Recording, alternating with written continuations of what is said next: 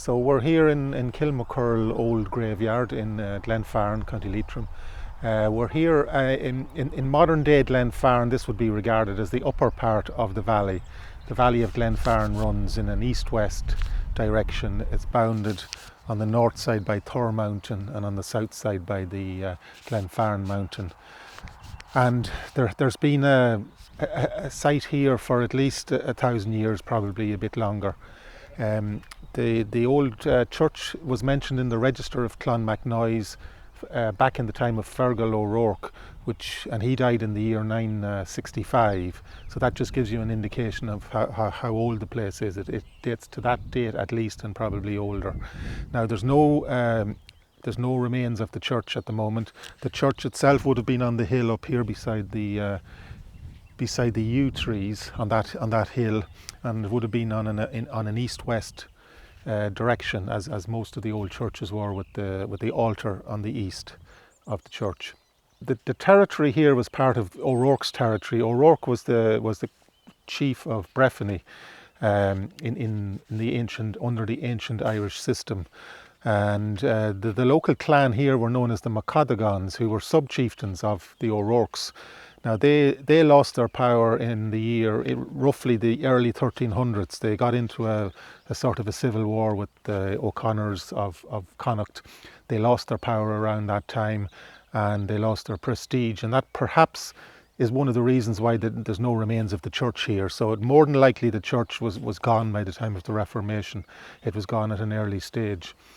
Now the MacDermotts, sometimes translated as Keegans, or it's in some of the documents as the McCaggans.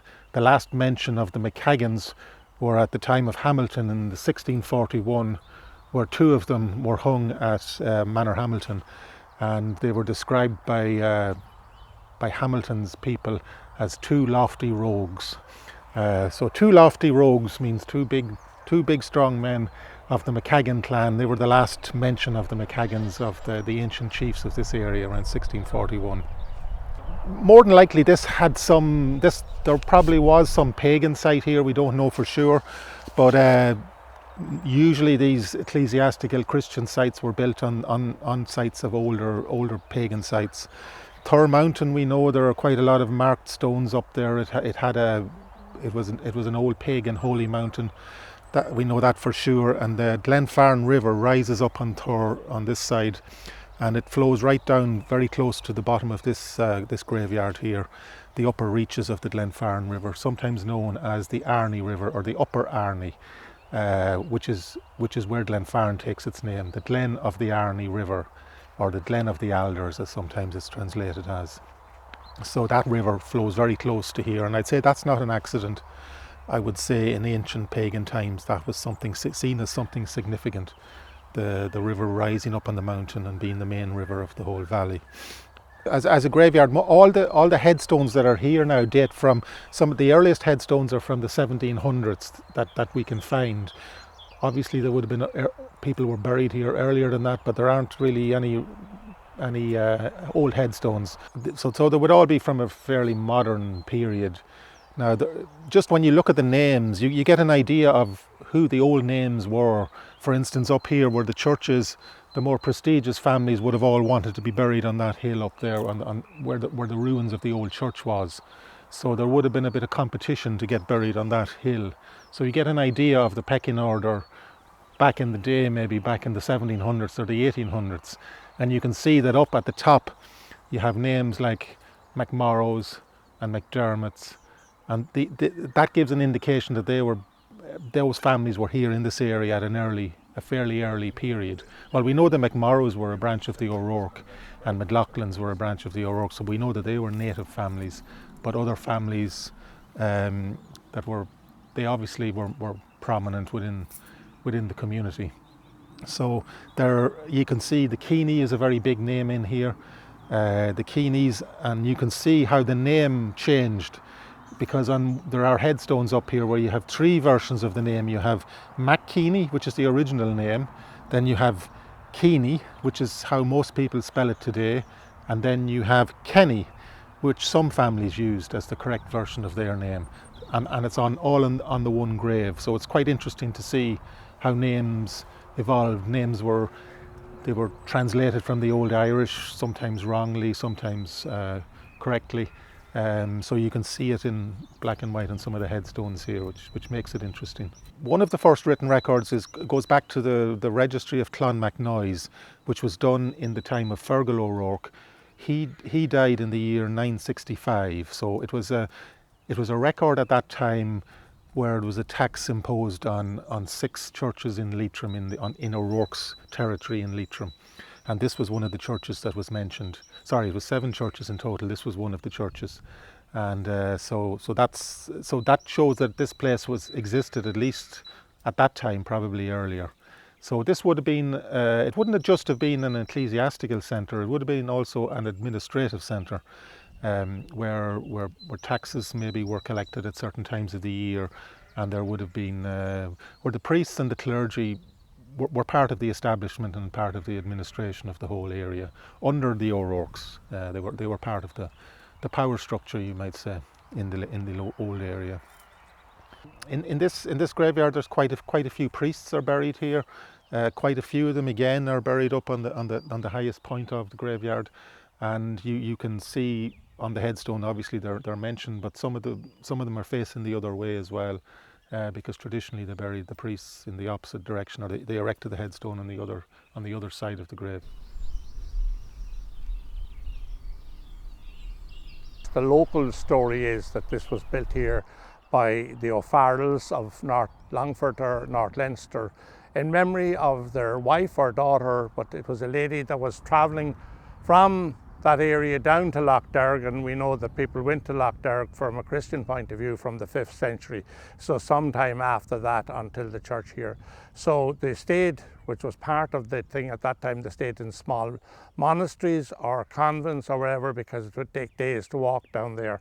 And I think at that particular time, the time on Lough Derg was over 2 weeks, wasn't like the 3-day pilgrimage now. So people would stay there, and she had a lady in waiting with her. There were 3 or 4 of them, and they were staying supposedly in a small monastery in Raheelan, which is just outside the village of Kiltyclogher. And some people are able to point in the general direction where that might have been, because there is the remains of one just across the border, and apparently you could see from one to the other.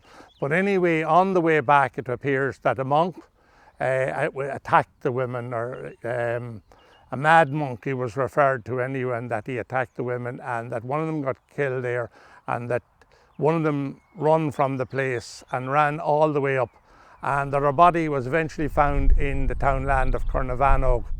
There was a spot in that river where the river formed almost an island round it, which would be the Irish of Carnarvanog. It probably had nothing to do with the woman.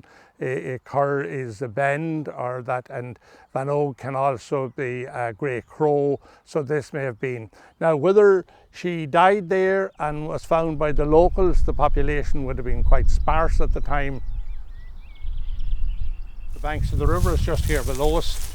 The body of the girl that fled from the monks in Raheelan landed here somewhere, and different things, whether he caught up with her here and murdered, or whether she was drowned here. We just stand here, we look at a rock which became a mass rock in later years, and the masses were said here, and we look on the hills around us here, and the people would have stood there and kept watch while the priest said mass here. We'll go over and look at the stones where the girl is supposed to be laid to rest.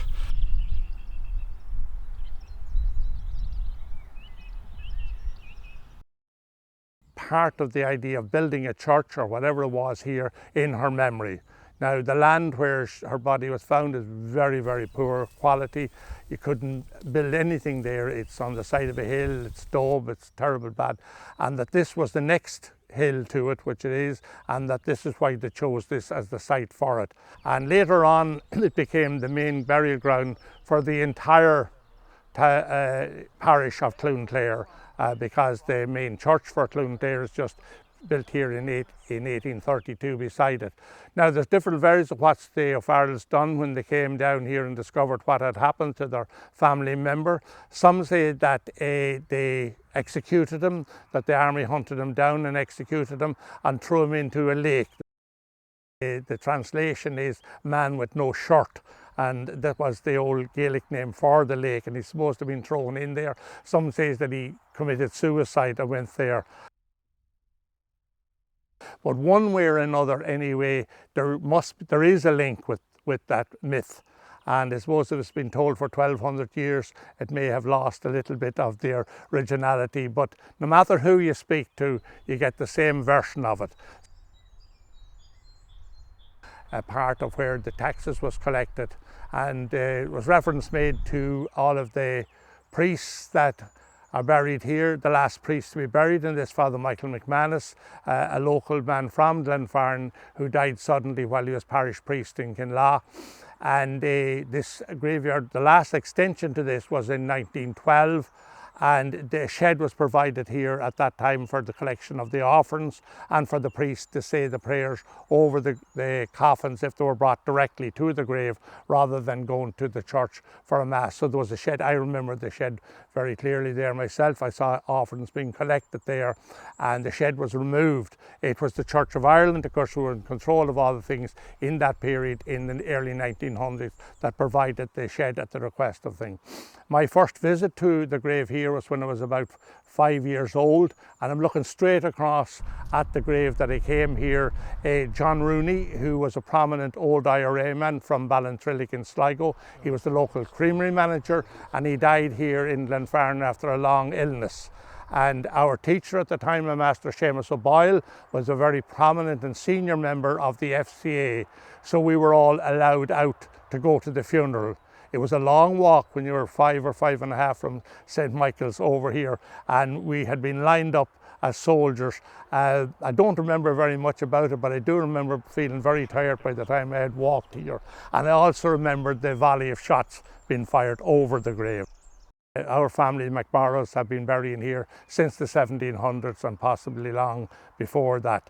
Also buried here is the grandparents. All 4 grandparents of Seán MacDermott are buried over in that end of the grave there.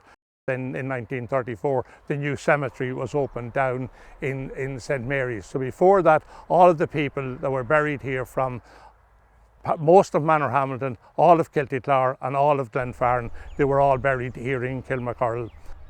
The offerings would have been first introduced, I think, during the famine time because so many people were dying, and it was a matter of trying to collect something for the priest, and I'd say the money that was being paid to him was very small, so offerings was paid. So the local people would chip in something, and the offerings continued here up until 1973 or 74. They continued paying offerings to the priest. And the offerings were collected, as I said, in that shed. Then later they were collected. My own father died in 1971. There were still offerings then. I mean, an uncle died in 73 and there were still offerings. So it's around that time the offerings would have stopped. Of course, another thing that was very much part of the tradition here too, families brought what was called camora. They brought to the houses when somebody died. They would bring tea and sugar and help to support, and all that would have come from the famine times, where the local neighbours and different people would have joined together to help and support the family. The first part of it probably came to where the first yew tree is there, and then it was extended down sort of where the shed is here, and then let's say 1912 was this, and this was always called the new ground. The people were carried from Kiltyclar up to be buried here. And then there was always a dispute over graves. Of course, initially there would have been no headstones whatsoever at the time of this cemetery starting off. If there were, they would have been probably wooden. So that's why graves, some people now have only maybe a square foot or two of grave because of all of the headstones have encroached in on the graves that have been here. And it certainly came long distances, you know. You had people coming here from the likes of Glenfarne, Manorhamilton, Coolagrain across the mountains, Minimore, Glenboy, Dowra, Kiltyclar, and the Cornmore area. So they came a huge distance to this graveyard. And I suppose that time the population was quite substantial in the rural areas. So you would often have probably many funerals here the one day because we're covering such a huge catchment area. Also, when you look at the headstones, you'll see that people died very young. I suppose medicine wasn't what it is today. So you have a lot of people dying, you see on headstones, died in their infancy, died as teenagers. So there was a lot of funerals taking place here, taking place here on the one day. And indeed, I'm told that burials took place here at night in the graveyard. And I'd say there probably was rows about where people would be buried, because the demand for spaces here in Kilmakerrill would be enormous when there wasn't graves in some of these areas that I have mentioned. The bigger headstones were taken off the train that passed very close by here. The Sligo, Leitrim and Great Northern, Sligo, Leitrim and Northern Counties Railway passed by here. So on occasions when big headstones were being taken in here, the train would halt in Kilmakerrill and the headstones would be taken off and taken over here because it's quite close here, you know. This is a limestone graveyard, and which can be very shallow. So what would happen here regular was people digging the graveyard would run into trouble. They hit the limestone and they couldn't go down. So they would have to build up sods around the coffin to get it covered in. And that happened a lot here. You will see a lot of vaults here. And I remember coming here to the Blessing of the Graves when I was a young fella. And you'd see the coffins, you know, and the coffins would fall apart. And you'd see bones, and you were scared as a young fella coming in here to the graveyard in Kilmakerrill and see the bones of someone that was buried many years ago, you know. A lot of people, I spoke about people being buried here. A lot of people from them areas also went to mass here in the parish church in Glenfarne, St Michael's, which isn't very far away from here. And I've been told that, you know, these people were coming to mass maybe on a Sunday morning. They could be travelling 5 or 6 miles walking to get to St Michael's, the parish church. And they'd be fasting from 12 o'clock the night before, on the Saturday night. So you can imagine some of these poor people that mightn't have a lot to eat at home before they started fasting at 12 o'clock the night before. So I'm told that on many occasions people would faint in the chapel. And sometimes some of the good neighbours around the church over there would give them tea and get them on their way going home like. So life wasn't simple. When you factor in all the areas that people were coming to get buried here, and big families, it was a problem to accommodate them like. And you know, and that's the reason why, you know, people coming to mass on a Sunday morning, you can imagine what they wouldn't be in good health by the time they got home because of hunger and the journey they had. It was a long road from, if you take a place like Kilmakerrill, for instance, across the mountain here towards Dowra, that was a long way to come to here to be in a family for a burial, you know. Huge long journey, like, you know. You're walking on ground. When I'm standing on the ground, there's no doubt there's someone buried there. Many people are buried under me. There's no headstone, no mark. But as Hubert said earlier on, there wasn't headstones when the grave would have been opened. But it's imagined that it's unbelievable to think that this graveyard is definitely more than 1,200 years old. It's amazing, like, you know. And when you're passing here, the road isn't too far away, as I said earlier on. You see a lot of people calling here, you know, especially tourists, you know, English, Irish, with ancestors that would have been buried here, like, you know. It's the graveyard is very important to people, you know, to come here and see where their ancestors were buried. We're here on the top of the mountain. Thor Mountain is made up of 3 peaks, Big Thor, Middle Thor and Wee Thor. And behind me here, as you look down towards the lake, you see a gap in the mountain, and we think that's where the coffins came up. And once you go down through that gap, you're looking down on Cornmore, and indeed you'll be looking towards the homestead of Seán MacDermott there. And we think the people headed here, heading for Kilmakerrill. And as we talked before about going to Kilmakerrill, in some cases they certainly never met Kilmakerrill Graveyard. They were very hungry. I suppose they mightn't have had much to eat at home before they left Cornmore or Kiltyclar, heading for Kilmakerrill Graveyard. So some of them, in some cases, they had to bury the dead on the mountain. We do know that, and we have seen the traces of to this day, where the coffins were carried and the ground is sunken down, and you see to this day you can still see where them coffins crossed the mountain heading for Kilmakerrill. It was the shortest route. Remember, 1200 years ago, there was no such thing as that. There was no road anywhere, like. So you went the shortest distance, and of course the gap in the mountain here meant you hadn't to climb any of the high peaks.